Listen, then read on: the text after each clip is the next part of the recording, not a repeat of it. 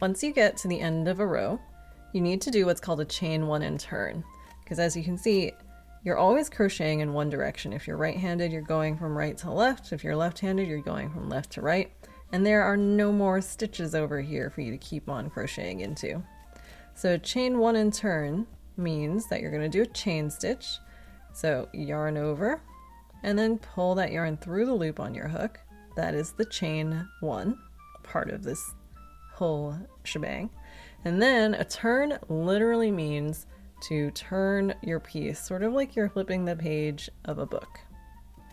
And it doesn't matter if you went in that direction or if you went in that direction. Whichever direction you pick, just be consistent every time you do this chain one and turn. But now, as you can see, you have a crochet piece that you can crochet into again.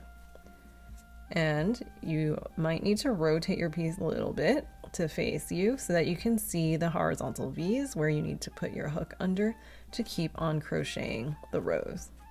And remember, most of the time patterns do not cue this, they just assume you remember this, which is that the chain one you just made does not count as a stitch in the row, and so therefore the first stitch that you need to crochet in this new row goes under the second V from your hook, the second stitch from your hook.